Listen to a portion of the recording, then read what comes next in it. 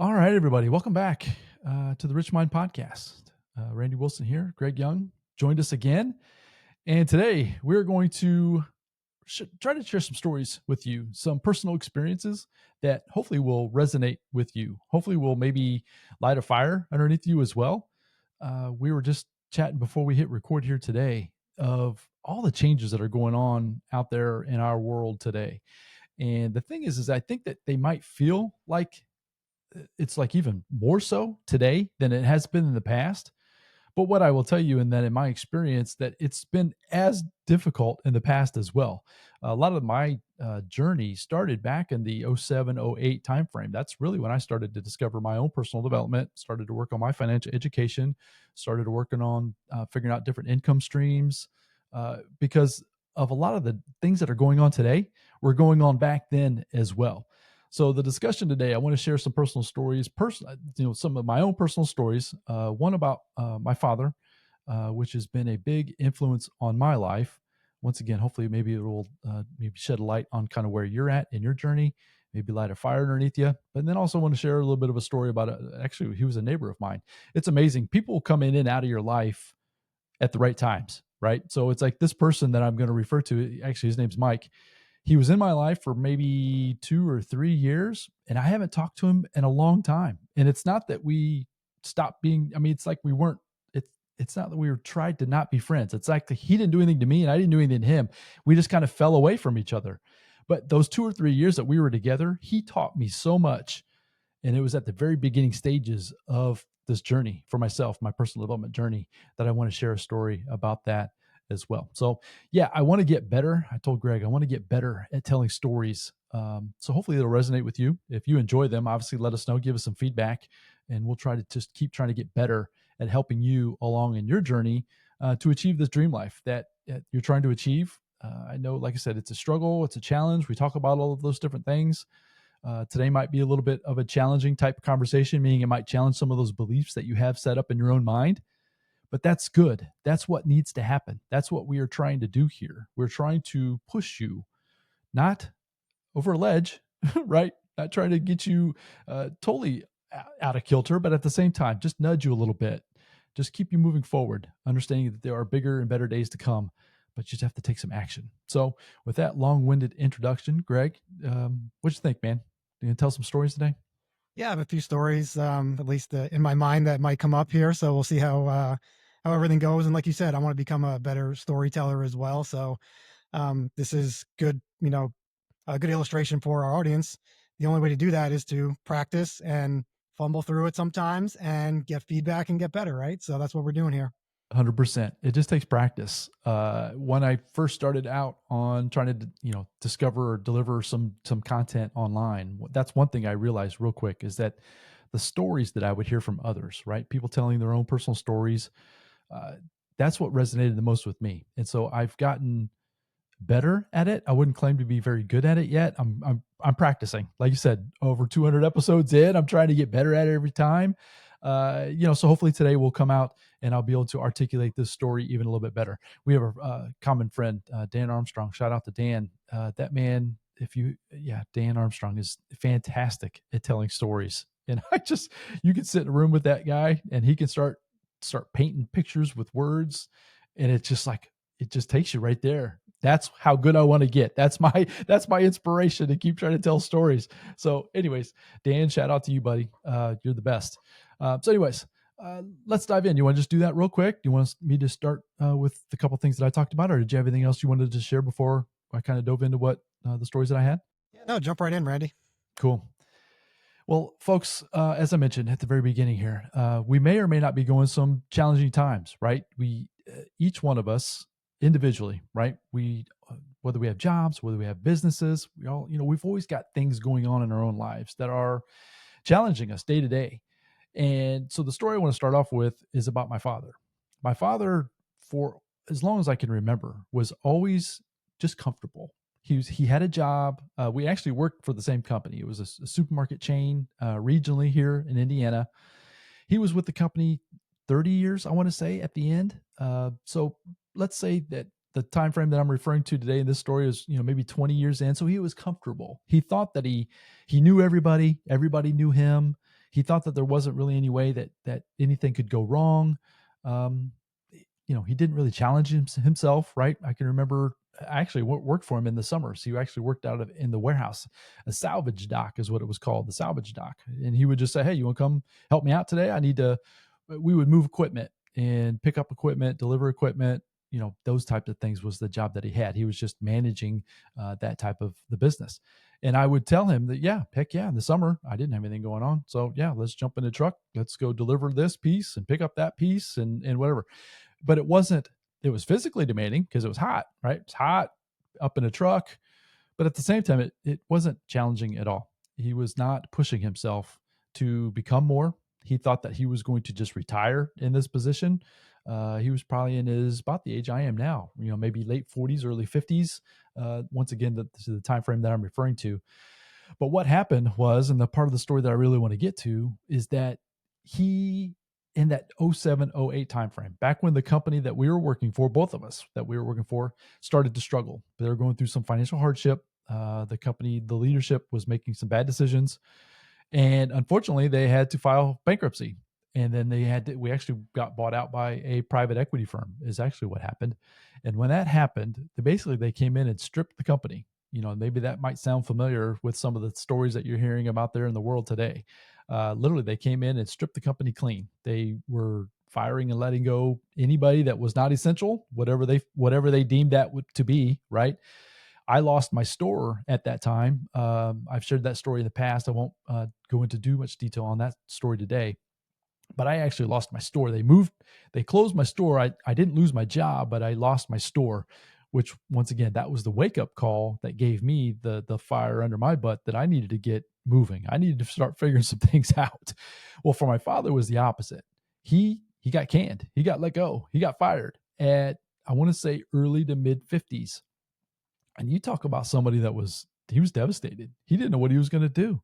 He had spent, like I said, 20 ish years up to this point, close to 30 years of his life working for the same company, doing the same old thing day in, day out, assuming everything was fine. He knew all the high execs, the CEO, all the way down to the vice president of this and that. I mean, he knew everybody.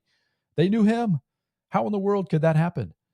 And then one day, lo and behold, on a Friday afternoon, he got the knock on his door and he got the slip, and he said, they gave him the thanks, but no thanks. We don't need you anymore. You're out. They didn't even give him a warning. It was nothing. It was like, you're done. Pack up your stuff and you're out. I I chuckle, but that's not funny. I understand that. But at the same time, it's like I lived that too. Once again, in my experience, my boss coming in and telling me he was closing my store. He came in and said, "Mr. Wilson, unfortunately, we appreciate everything you've done, but we're closing your store." And that's all he said. And I'm like, "What? What does that even mean? What do you mean?" The point that I want to make with that story, though, is that you've got what I learned in that moment for myself, and for unfortunately or fortunately for my father, is that he didn't have a backup plan. He wasn't working on himself. He wasn't pushing himself, challenging himself. He didn't have diversity in his income streams. He was solely reliant on this one company for our entire life. Luckily for him, my brother and I think we were out of the house at that point. If not, we were very, very close. So he didn't have the burden of the children in the house, but he very well could have, right? Subtract 10 years out of that, and it could have very easily have been so negative for him because he had that excess burden of my brother and I. But luckily he didn't. But the point that I want to make is that he went through a tailspin of he didn't know what he was going to do. He didn't know. He didn't know. I imagine he went through a bout of depression. We lost him in 2016 to cancer, and I would bet that had something to do with it. The stress that put on him, his mental, what I mean, the way he was thinking, the way he was believing, the way he was feeling. He didn't share any of this with me. So this is all speculation. I don't know that for sure. But my guess was, or would be, because my family's always been healthy. And that's kind of the ironic thing for me, losing both of my parents to cancer at early ages. I've had grandparents. My grandfather, my father's father, lived to 94, 95. My aunt, my father's sister, is still alive, and she's in her mid to late 80s right now. So my point is that I think that stress that he went under going through this situation with this job, that he totally took him off guard. He had no idea it was coming. I mean, we knew about the challenges the company was going through, but just believed that it wasn't going to happen to us. You hear about it even today, the stories, whether it's the government or whether it's even just different companies laying off folks, right? And you think, well, that's too bad, but that'll never happen to me, right? That'll never happen to me. Well, my point that I want to try to drive home with you today is that it could. And what if it did? That's the question. What if it did? If you're coasting every day in your job, if you show up, punch a clock, or even if you don't punch a clock, maybe your salary, if you're showing up every day and you just are doing the same mundane thing day in and day out, thinking, oh, I've got it good. I've got another friend of mine that, yeah, he's had it. He was with me at Coca-Cola and he's still to this day and he's hung on. I don't know how he's hung on, but he has. And he just always talks about how good he's got it. His life is pretty good. How could he ever want to go do something different when life is so good doing what he does, which is not much? Admittedly, he'll tell me not much. And I have no idea how. It doesn't matter. But the point is so I keep asking him, well, what happens if one of these days they come in and say, sir, we don't need your help anymore. You're done. What are you going to do? So that's the point I want to try to drive home with you today. Think about that. Consider it. You need to really work on your self-education. You really need to work on your personal development. As I mentioned, I really believe that this challenging time for my father led to this cancer that he developed and that he lost his life at a relatively early age, about 15 years later, right? He died right before he turned 65, which is unfortunate for him, for us, for everybody. It's just unfortunate. And I don't want that for you. So, Greg, tell me what your thoughts are about that story. Did I share that well? Is there any other questions that you might have about that or anything to chime in about that as well? Yeah, no, really good story. Definitely learned a lot about, your family there and just the perspective that your dad had. And my dad had the same perspective too. I mean, luckily he never got laid off or anything, but it was just, maybe it was a generational thing. I don't know, but he just had, one job, or in one industry, I should say, where, he did really well and he never really had like a backup plan, I don't believe. And we never really had that conversation. Unfortunately, he's passed as well, so I can't really ask him that question. Yeah, and Um, doesn't that suck? I mean, you've got these questions now. So that's another thing, folks, yeah, real quick. I don't mean to cut you off, but if your parents are still alive and you have questions like this, ask. ask. Ask. Whether they answer you or not, just ask. Try to get those answers because now that I can't, and I'm sure that's kind of what you were saying there too, right? Now that you can't, it's like, man, I'd give anything to have an hour. I have Mhm. so many questions to ask. Anyways, I just want to make sure that you say that as well. But yeah, please, I agree 100%. Yeah, no, that's definitely a good point too. But yeah, I mean, I can kind of relate for sure. I mean, I grew up in that kind of household where go to college, get a job, and that's what I did in the beginning, because that's what my brother did, that's what my sister did, and it was just the easy path or the comfortable path that my family laid out for me, and I'm definitely grateful, for it because having an education, I went to college, I had a lot of fun, I met a lot of great people, um, but it didn't turn me into a high income earner or a W two. Um, you know, some other sometimes it does, sometimes it doesn't. It just didn't for me, and that's what Randy and I here are talking about is you know having that entrepreneurial mindset, or that venture that you want to pull off. um that's what we're here for, and that's what we're pushing if that's what you want to do. Not to say W2 is the like don't do it at all, like I'm not saying that, because there are some great W2 jobs, companies, high income earners. I get it, right? I totally get it, but you still have to prepare for what if the other shoe drops? What if I do get fired from my high income job? Do I have enough saved? Do I have enough, that I can invest, or investments coming in that will supplement my income? So it's kind of a gray-ish area, but everybody's got to do what is good for them, with their situation, their family situation, money situation. But yeah, if you're looking for the entrepreneurial mindset and those kind of ventures, that's what we're really talking about here on this podcast. It's planning ahead. That's kind of how I see it. It's planning, hoping for the best, planning for the worst. Maybe is kind of Mhm. a different way to me. You've probably heard that as well. I try not to be pessimistic with my thoughts. I really try not to. I try to be optimistic, but at the same time, there's times that you need to plan for some potential outcomes that you might not want. Right? Obviously, you're not trying to wish for this for yourself. My father wasn't wishing it for himself. I wasn't wishing it for myself. Things just happen. Life just happens. Mhm. And so once you realize that, some basic things that I did immediately is if you do have a W-2 job, there's nothing, like Greg said, there's nothing wrong with that, right? Nothing wrong with that at all. We're encouraging you to think like entrepreneurs, but you can still do that within a W-2 job. The point is that you need to start planning for what if something would happen.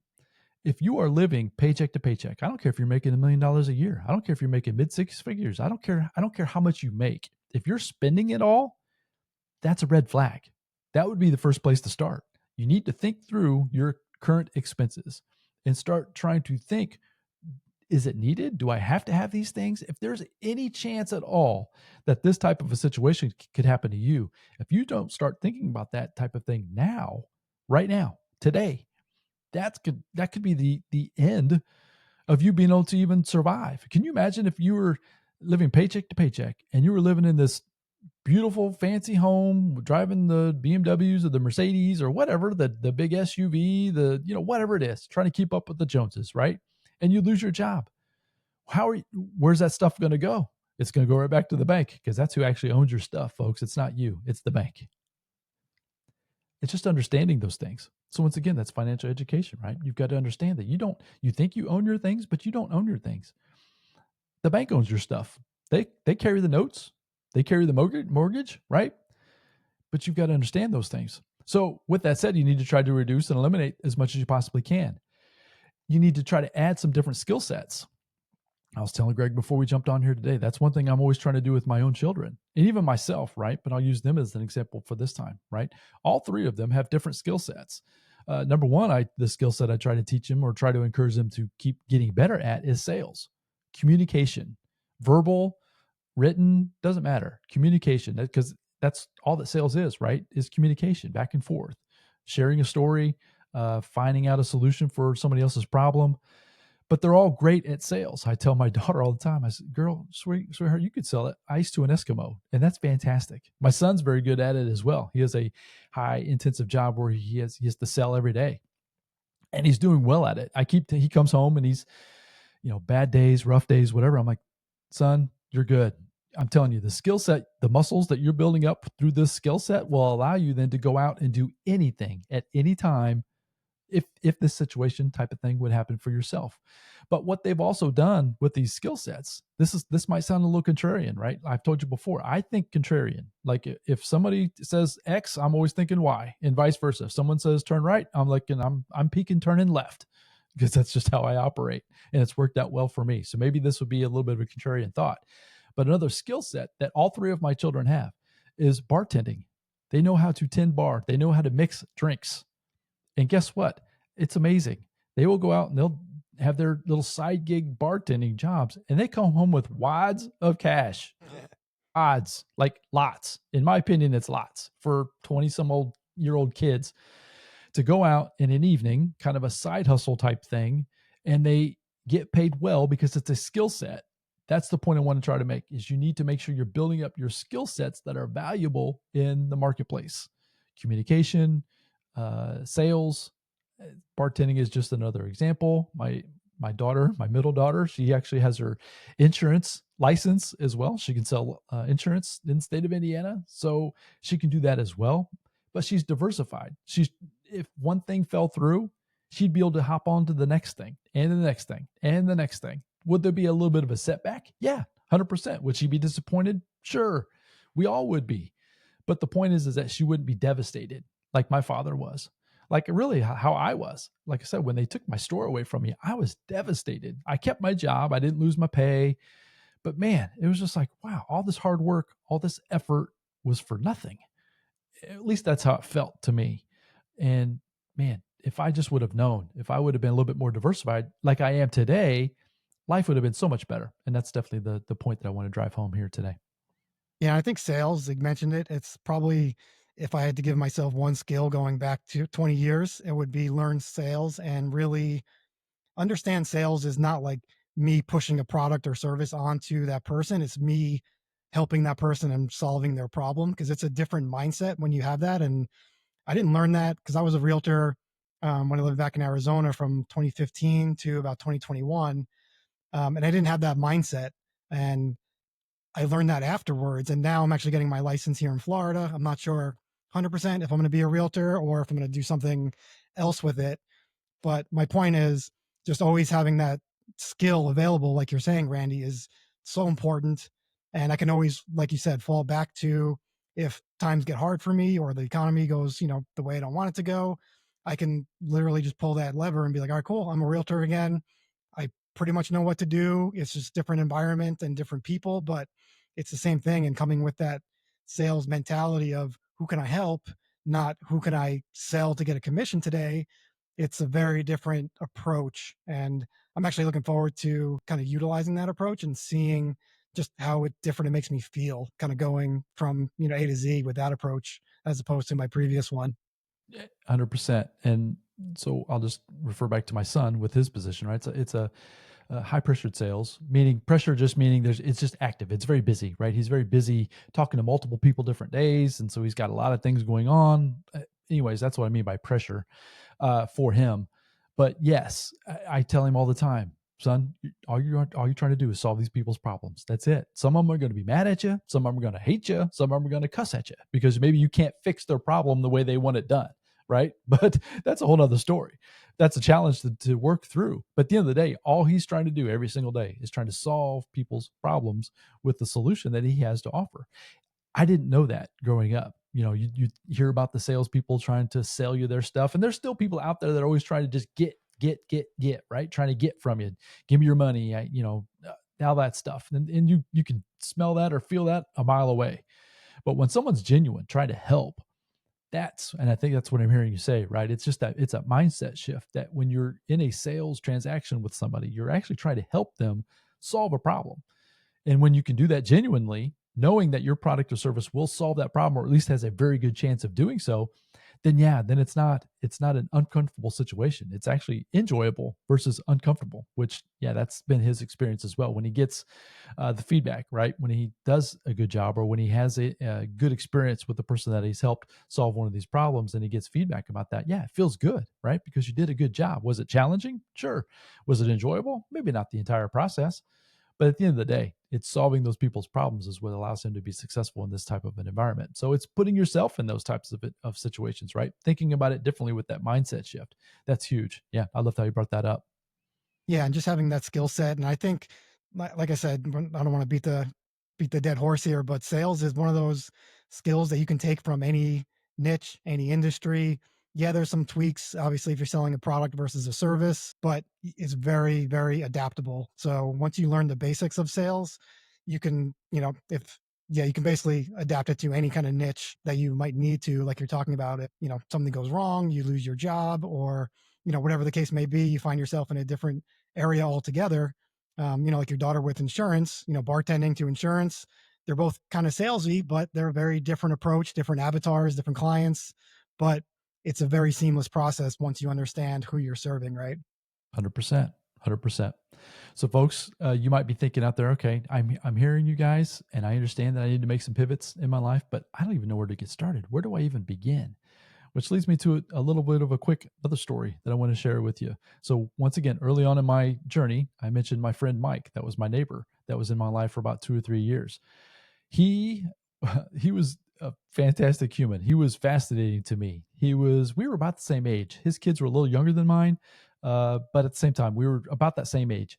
But he was a professional basketball player, and meaning he played overseas. I think he was in Italy. He played in Italy, and if anybody knows me, and you may or may not know, basketball was my thing growing up. I always wanted to be a professional basketball player. I remember vividly telling my mom one day that, we're talking about what I want to be, what I want to do. I'm like, Mom, I don't care how I do it, when I do it. I just want to get paid to play basketball. I mean, that was a dream of mine.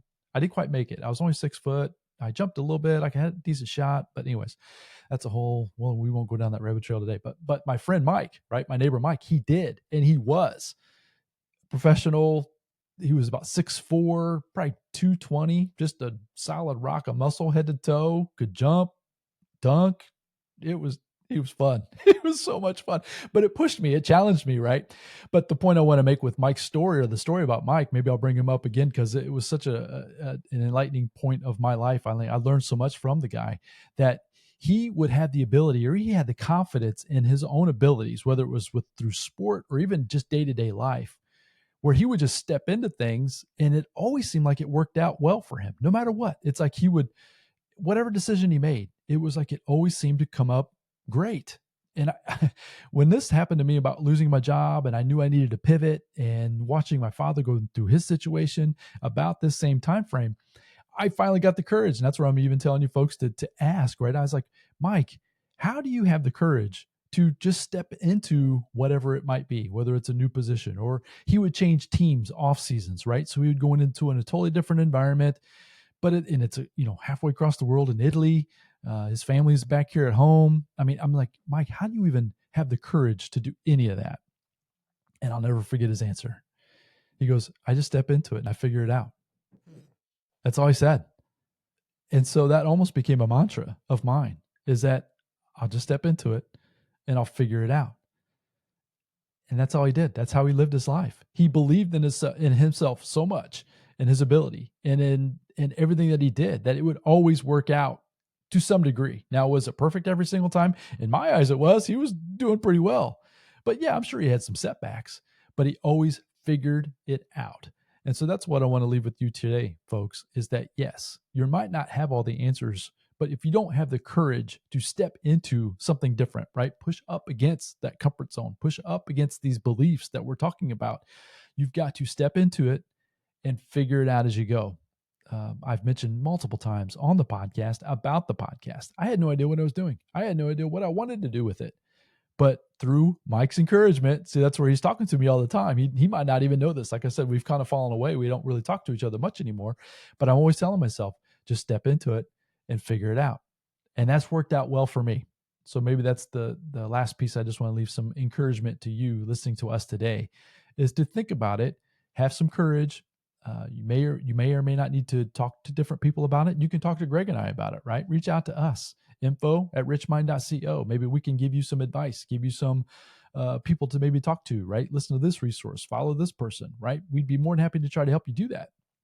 But you've got to ask. If you don't ask, you're just going to be out there swimming on this big sea, but this big ocean by yourself in a panic, when there's really no reason to do that, right? We can always take different actions, do different things to get the different results that you're looking for. And we definitely want to encourage you to do that. So any more thoughts on that, Greg? I think this has been a lot of fun. I don't want to end the conversation, but at the same time, yeah, I could just keep going on with these different types of stories. Anything with that story about Mike that resonated at all? Yeah, I think the last thing you said, your story with Mike is, it kind of hits me pretty hard too, because we've all been in that place where, we see somebody else, and we talked about comparing yourself, right? But you look at somebody else and say, that person is way more successful than I am, right? Right. And then you think, are they smarter than me? Do they have, what's the difference? What's their tangibles and intangibles? And you realize they're just moving forward, they're taking action, and they have confidence, and they're probably surrounded with people that they can ask questions to, exactly like you're saying, right? So instead of being fearful, you really have to have that confidence to say, hey, you know what? I'm going to invest in this aspect of real estate. I don't really know what it is. I'm going to look into it. I'm going to surround myself with people who know it. And like your buddy Mike, I'm just going to step into it and I'm going to figure it out. And I'm not coming out until I'm successful. And that's the attitude and the mindset that I think we all need as entrepreneurs, and just as humans in general, just to really succeed at anything, business, life, fitness, whatever, any category, doesn't matter. Whatever it is, that's what it is, right? Step into it, figure it out, pivot. Don't quit, right? You just can't stop. Pivot, keep moving forward, right? There's going to be challenges. There's been challenges here on the podcast. There's been challenges with other investments that I've had. Greg, you've got stories about those things as well, right? Nothing goes perfect all the time. But if you're not in the driver's seat trying to take that different action, the pivots, that's when you can get blindsided by a situation that, like the story that I shared with my father, and it might be possibly occurring to you right now, right? When you get blindsided by something, it's hard to pivot because you're not moving. You're just stopped, right?